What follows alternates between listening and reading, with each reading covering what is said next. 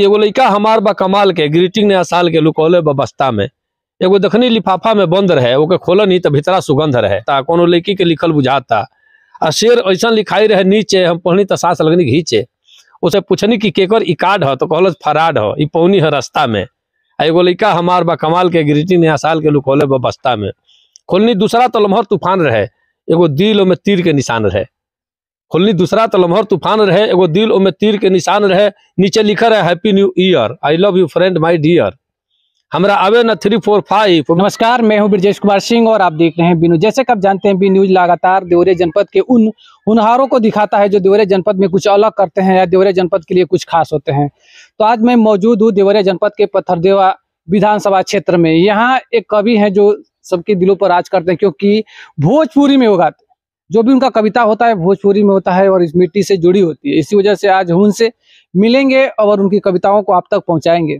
जहां इस समय सोशल मीडिया का दौर है, सोशल मीडिया पर कई ऐसे लोग आए जिनकी प्रतिभा को निखर नहीं पा रही थी, लेकिन आज सोशल मीडिया की वजह से हम जैसे और तमाम लोग हैं जो अपनी प्रतिभा को आप तक पहुंचाने का काम करते हैं। तो आइए इनसे बात करते हैं, इनकी कविता को सुनते हैं और जो देवरिया जनपद की मिट्टी है जो सुगंध देती है, ये क्या चीज़ है और ये किस तरह से लोगों को अपनी कविताओं से अट्रैक्ट करते हैं, कैसे इनके जो कार्यक्रम फिक्स होती है। और आपको बता दें कि ये भारत के कोने कोने तक जाकर अपनी कविता लोगों को सुनाए हैं। तो आइए इनसे बात करते हैं, ये मैं उनके दरवाजे पर खड़े हैं, आइए उनसे सीधे बात करते हैं और उनका इस संबंध में क्या कहना है। मैं आपको बहुत बहुत धन्यवाद दूंगा कि आपने अपनी कीमती समय निकाला और हमारे लिए। मैं ये जानना चाहता हूँ कि आप देवरिया के हैं और देवरिया के लिए जब आप सोशल मीडिया का दौर नहीं था उस समय आप कैसे कविता करते थे, क्या था? ये कविता के लिए सोशल मीडिया तो अब आया है, हम तो उस समय से कविता करते थे जब अभी वो ये नहीं था। तावा पर हम लोग सुनते थे गाना, वो बजता था पहले। अच्छा, तावा वाला। अच्छा, हम लोग तो देखे नहीं। और ये बाद में धीरे धीरे हमारे सामने कैसेट वाला आया, फिर अब तो चिप वाला आ गया। अब ये तो टीवी जितना भी हमारे गांव में पहली बार टीवी आया तो हम रामायण चल रहा था, हम लोग कई हजारों की संख्या में लोग बैठ के देखते थे। ये स्थिति थी हमारे यहाँ। तो जैसे देवरिया की मिट्टी में किस तरह का लोगों ने आपका स्वागत किया, किस तरह जब उस समय के थोड़ा दौर था तो आप कैसे परोसने का काम करते थे? देखिए तब भी वही चलता था, आज भी वही चलता है। लेकिन यह है कि देवरिया क्या, देवरिया से बाहर भी कहीं भी मैं गया हूँ तो हास्य व्यंग से मेरी पहचान बन गई और हास्य से ही मैं जाना जाता हूँ। हालांकि हास्य से हटकर भी बहुत सारे गीत भी लिखता हूँ, गज़ल भी लिखता हूँ, भजन भी लिखता हूँ और बहुत सारे गायकों ने गाया भी है मेरे गीत। लेकिन हास्य कविता से मेरी पहचान बनी और देवरिया तो समझिए अपना वही जनपद है, तो इससे सोचना ही नहीं है। तो यहाँ के लोग आप किस तरह से प्यार देते हैं, आपको क्या स्नेह रहा? ये सभी लोगों का, हम तो एक बार जहाँ मंच पे चले गए या हमारी कविताएं जो एक बार सुन लिया वो निश्चित तौर से चाहता है कि दोबारा तिबारा हमेशा बार बार सुने, और इसलिए चाहता है कि मैं वही कविताएं परोसता हूँ जहाँ एक साथ बाप बेटी भाई बहन सारे लोग बैठ के सुने, सबको आनंद आए और कुछ संदेश लेकर कोई कविता में लिखता होना भी चाहिए, क्योंकि कविताओं से उम्मीद होती है। कविता छोटे छोटे बच्चों को पढ़ाया जाता है तो कविता एक संस्कारी होनी चाहिए, लेकिन आप भोजपुरी में बोलते हैं। भोजपुरी चूंकि हमारी मातृभाषा है, इसमें और भी अच्छा लगता है। और भोजपुरी में हमने बहुत काम किया है। हमने भोजपुरी में संकट मोचन महाकाव्य लिखा है, माई और महासमुद्र नामक 2 खंड काव्य लिखे हैं, और ज्यादातर सवैया और घनाक्षरी छंदों में हमने लिखा है। और भोजपुरी के एक नया आयाम हमने दिया। भोजपुरी जो आजकल अश्लीलता परोस करके भोजपुरी को लोग रसातल में ले जा रहे हैं, इसके लिए हमने एक अभियान चलाया और इस तरह से मैं कविता पढ़ता हूँ कि लगे कि हाँ सचमुच आदमी कुछ सुन रहा है तो उसको कोई संदेश पहुंचे, ऐसी कविताएं पढ़ता हूँ। कल से हम लोग इस पुराने वर्ष को विदा कहने वाले हैं, आज रात से फिर हम नए, इसमें आप अपने कविता के माध्यम से जो नए वाला आ रहा है इसमें क्या कहेंगे, लोगों को क्या संदेश देना चाहेंगे आप? एक हमारी कविता जो कि मुझे लग रहा है कि 25-30 साल पुरानी कविता है, जो उसमें मोबाइल का प्रचलन नहीं था और ग्रीटिंग कार्ड भेजा करते थे। तो ये कविता हालांकि बहुत पहचान अपनी बनाई थी उस समय। अब तो नई नई कविताएं हमारी होती गई तो धीरे धीरे पुरानी वाली कविताएं ग्रीटिंग कार्ड आज से 4 साल पहले उसकी बहुत महत्व थी, बहुत महत्व। तो अब उसका जो है एक कविता हम आपको सुनाते हैं, जल्दी जल्दी में सुना दे रहा हूँ।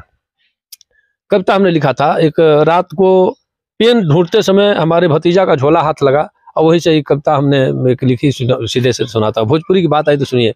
बहुत सारे अनूठे प्रयोग हमने किए भोजपुरी में। अंग्रेजी के शब्द भी ऐसे तरीके से हमने लगाया है कि कोई सुनेगा तो आम जन के समझ में बात आएगी। सुनिए कि एगो लइका हमार बा कमाल के ग्रीटिंग नया साल के लुकौले बस्ता में, एगो दखनी लिफाफा में बंद रहे, ओके खोलनी तो भीतरा सुगंध रहे।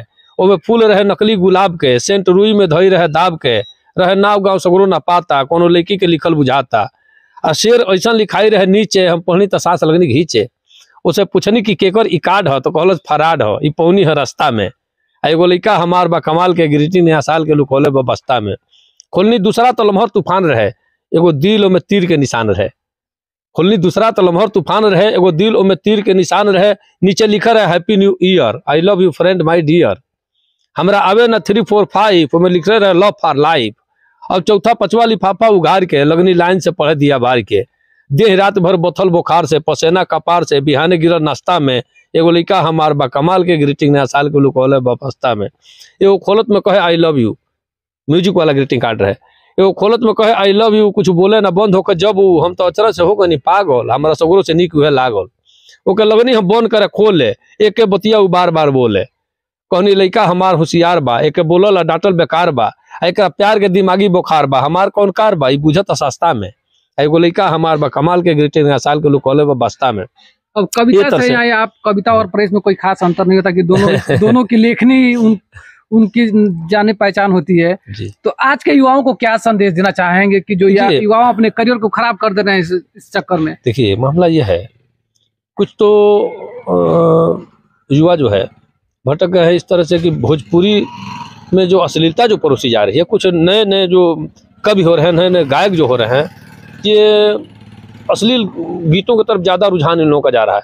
अब इससे हमारी भोजपुरी तो समझिए कि क्षति तो हो ही रही है भोजपुरी की, साथ साथ हमारे समाज में भी इसका दुष्परिणाम सामने आ रहा है।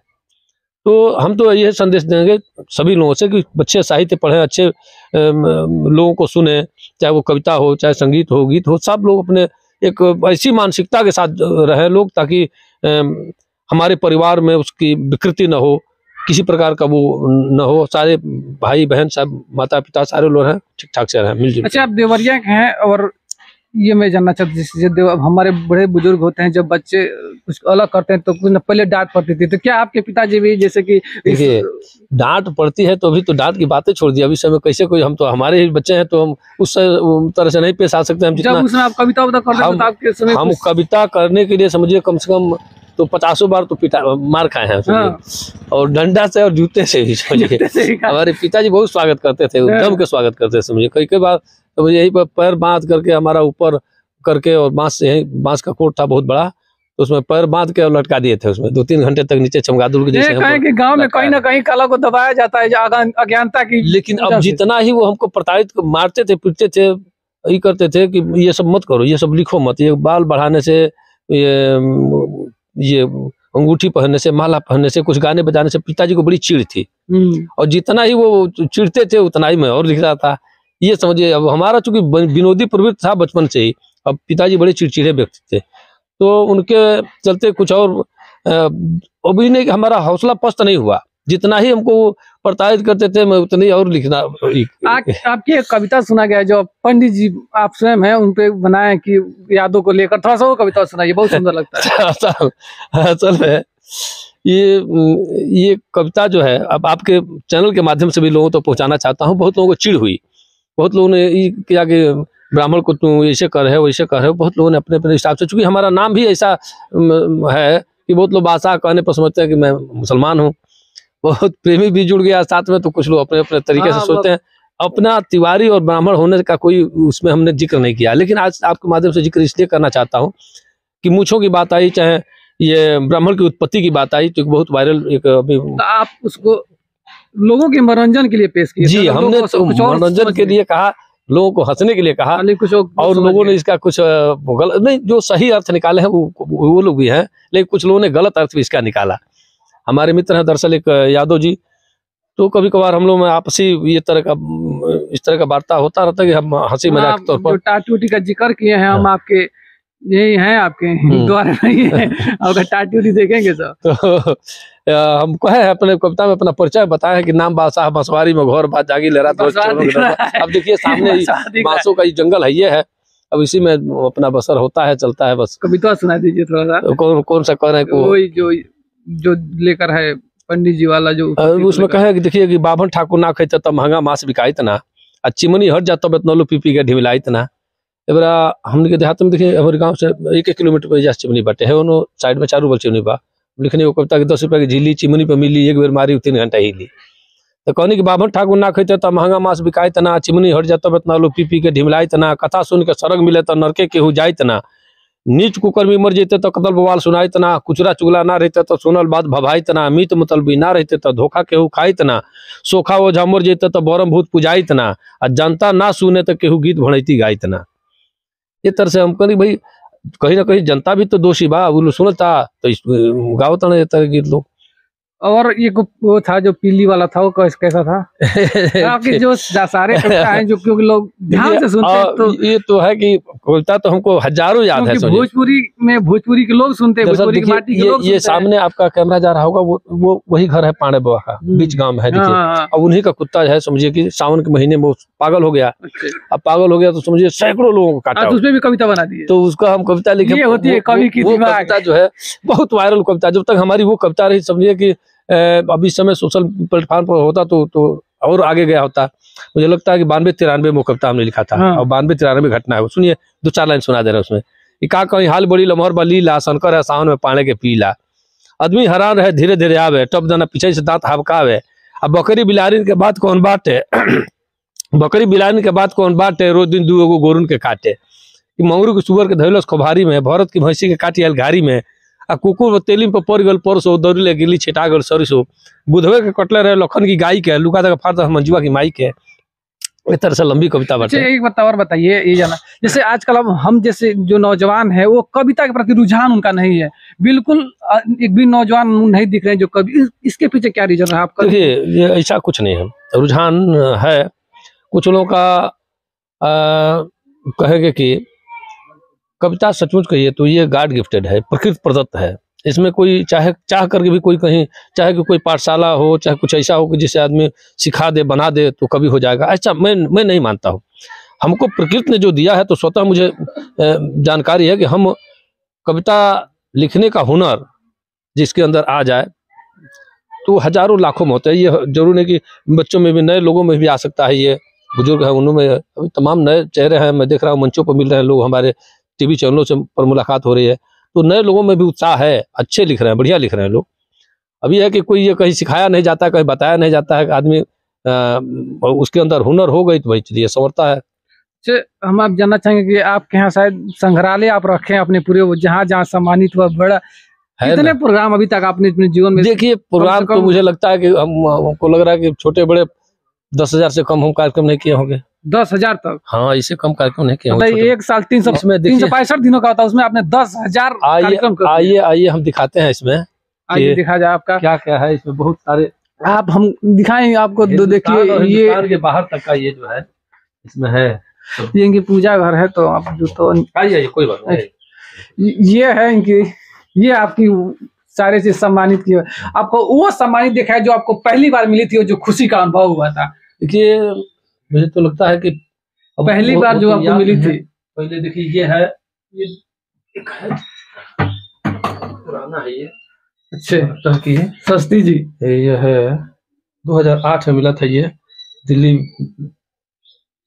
दिल्ली से मिला था 2008 में ये। अच्छा जब ये आपको हाथ में जब मिली थी तो वो कैसे अनुभूति हुई? देखिए कोई भी सम्मान होता है और अच्छा लगता है कि ये चीजें जो है, अब हमारे पास पैसा तो आया हजारों लाखों मिले तो खर्च हो जाएगा, लेकिन ये सब चीजें जो हैं आज हमारे पास ये थाती के तौर पर है कि हमारे नाती पोते भी होंगे वो भी देखेंगे, या आप आए तो आपको लगेगा कि हमने कुछ किया है। ये चीज आप रहे ना रहे हम रहे ना, ये चीज रहेंगी और लोग इसे देखकर याद करेंगे। जी जी बिल्कुल, ये चीज सम्मान मिलता है। और आप क्या देवरिया के लोगों से क्या संदेश देना चाहते हैं, क्या कहना चाहते हैं कि वो हम सभी लोगों से हम तो यही कहेंगे कि कर्म किए भी नहीं किसी के उड़कर हाथ खजाना आता, कर्महीन आलसी व्यक्ति को करना बहुत बहाना आता, और सिर्फ तैरना सीख गए तो नहीं किनारे पहुंचेंगे, मंजिल उनको मिलती जिनको लहरों से टकराना आता। तो हमने लहरों से टकराया भी है और देखा भी है। इसमें कविता के क्षेत्र में भी बहुत सारे लोग दबाने वाले हैं कि ये आदमी आगे न बढ़े, ऐसा ना हो, कंपटीशन है इसमें खूब जम के है, लेकिन हमने सारी बाधाओं को दूर करते हुए और तमाम सारे लोग जितने हमको दबाना चाहे उससे कहीं आगे हमने जोर लगा के अपनी शक्ति के हिसाब। आप सोशल मीडिया से जुड़े हैं, आपका कोई फेसबुक पेज, यूट्यूब चैनल भी है क्या, उसमें लोग देखते जी, हैं? बादशाह प्रेमी हमारा चैनल है। और फेसबुक पेज से भी हमको लगता है कि 65 प्लस होंगे हमारे फॉलोअर, अच्छे 65,000 लगभग। और अपना यूट्यूब पर भी लोग देखते हैं, बहुत बढ़िया, सब लोग अपना रिस्पांस आता है, बहुत लोगों का कमेंट आता है और अच्छा लगता है हमको कि कोई अगर कुछ कमी भी अगर कुछ कहता है कोई, तो हमें अच्छा लगता है कि वैसे चलिए। कई बार देखा जाता है कि लोग उसमें कुछ गंदे कमेंट कर देते हैं, हमको देखिए, तो उसमें आप कैसे रिएक्ट करते हैं? क्या आपको गुस्सा आता है कि क्या? गुस्सा इसलिए नहीं आता है कि मैं हास्य का कवि हूँ। अगर वही मुंडे मुंडे मथुर भिन्ना, अब कौन आदमी किस दिमाग से वो बात हमारी सुन रहा है, सोच रहा है, ये उसके दिमाग पर आधारित है। अब किसी के दिमाग में भूसा अगर भरा हो तो हम जाके उसको खाली तो करेंगे नहीं। हमको गाली ही अगर कोई दे रहा हो तो भी हमको ठीक लगता है, चलो कुछ तो किया, हमको कुछ सुना है, कुछ जाना है, कुछ बात उसके कमी नजर आई है तो कह रहा है भैया, हमको उससे कोई गुस्सा नहीं आता है। अच्छा लगता है कि चलो भाई कुछ तो क्या है, कुछ तो बात आई उनकी हमारे पास। आज हम आपके वार्डों को इनको दिखाएं तो देख सकते हैं कि ये लमसम हमें लग रहा है कि 500 से ज्यादा ही होगा। पूरा वार्ड भरी हुई है, और जो इनकी जो गॉड गिफ्टेड है, जो की आवाज है, वाकई में जो सुनने लायक है, जिस वजह से लोग इनको सुनते हैं।